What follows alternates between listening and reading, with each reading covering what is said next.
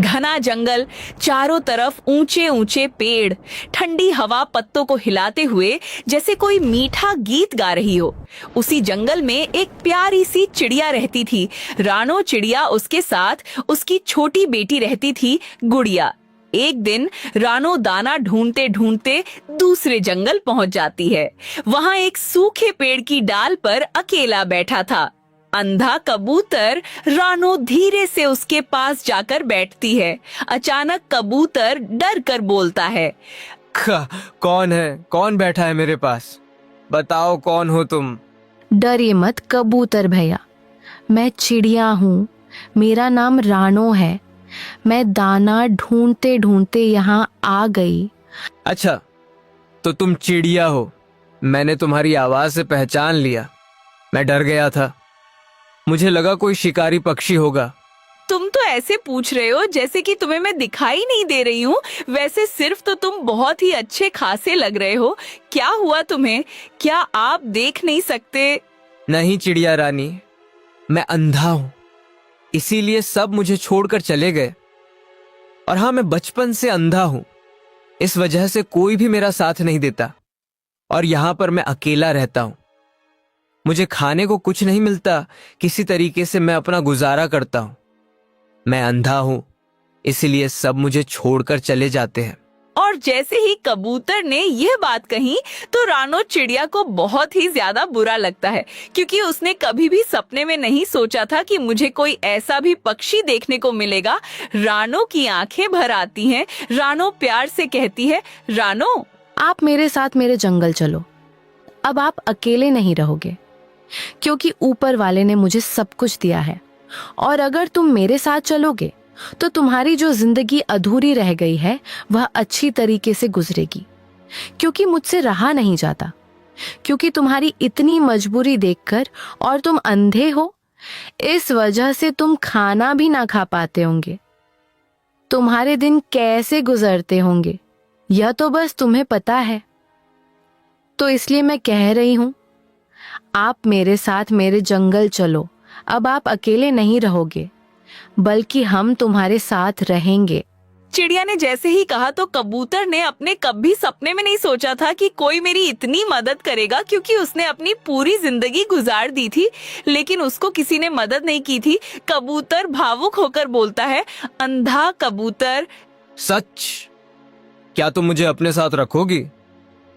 क्योंकि मुझे किसी ने आज तक ऐसा नहीं किया। मुझे विश्वास नहीं हो रहा है। हाँ, तुम विश्वास करो, मैं तुम्हें अपने घर लेकर चलूंगी और अपने घर पर तुम्हें अपना भाई का मर्तबा दूंगी और तुमसे भाई कहाँ करूंगी। तुम ज्यादा सोचो मती, मैं तुम्हें हाँ भाई बनाकर रखूंगी। और फिर क्या था दोस्तों, फिर रानो अंधे कबूतर को अपने जंगल ले आती है, क्योंकि कबूतर ने कभी भी किसी का घर पर नहीं देखा था और आज वह चिड़िया के घर पर जा रहा है। उसी पेड़ की दूसरी डाल पर रहता था कालू कौवा। कालू गुस्से में बोलता है, कालू कौवा कड़क आवाज में, रानो, तुम इस अंधे कबूतर को यहाँ क्यों लाई हो? ये हमारे किसी काम का नहीं। कालू, किसी की कमजोरी का मजाक नहीं उड़ाते। वैसे भी तुम मुझे यह कहते हो कि तुम्हारे बच्चा के बिना मेरा दिल नहीं लगता। आज तुम ये कैसे कह सकते हो कि यह अंधा है और तुम इसकी मदद नहीं करोगे? यह भी मेरे भाई की तरह है। जैसा कि तुम मेरे बच्चे से प्यार करते हो, उसी तरीके से तुम इसे प्यार करोगे। समझ गए? कबूतर चुपचाप सब सुन रहा था, क्योंकि वह देख नहीं सकता था और नहीं वह घर वापस जा सकता था। तो उसे पता नहीं था कि मैं कहां से किधर से आया हूं, क्योंकि चिड़िया उसे लेकर आई थी। लेकिन तभी वहां पर छोटी गुड़िया कबूतर के पास आती है। गुड़िया मासूम आवाज में, कबूतर अंकल, आप सच में देख नहीं सकते? मुझे विश्वास नहीं हो रहा है कि तुम सच में देख नहीं सकते। नहीं बेटी, लेकिन मैं आवाज से सब पहचान लेता हूं।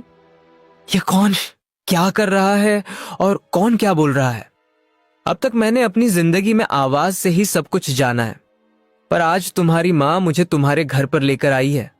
और हाँ बेटी, मैं आवाज से हर किसी को पहचान लेता हूं, कौन क्या कह रहा है और कौन क्या कर रहा है।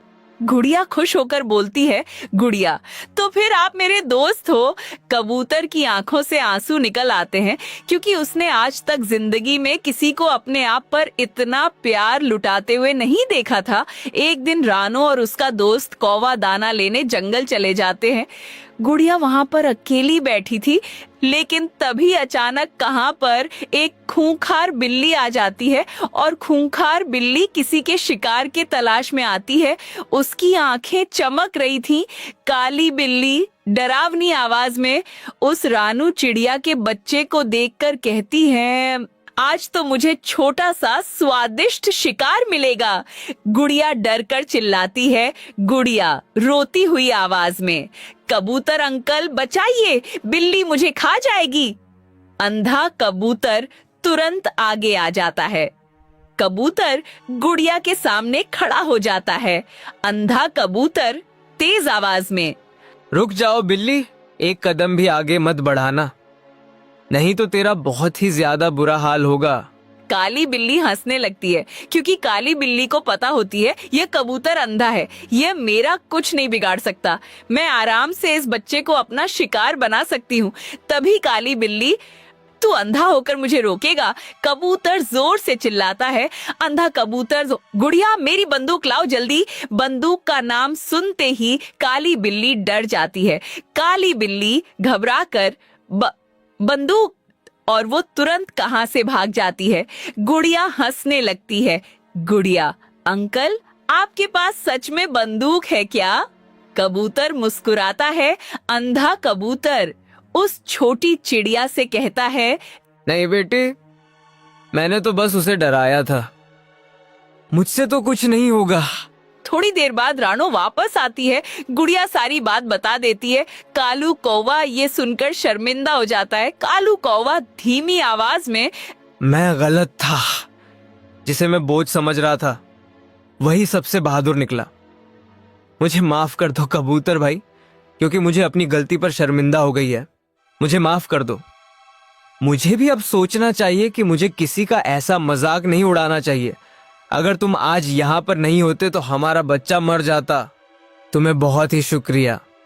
मैं गलत था, जिसे मैं बहुत गलत समझ रहा था वही सबसे बहादुर निकला। रानो मुस्कुराती है। उस दिन के बाद पूरे जंगल में अंधे कबूतर की इज्जत होने लगी। अब वह अकेला नहीं था। रानो, गुड़िया और सारे पक्षी उसके दोस्त बन गए थे। सीख, किसी की कमजोरी देखकर उसे छोटा नहीं समझना चाहिए। भगवान हर किसी को कोई ना कोई खास ताकत जरूर देता है।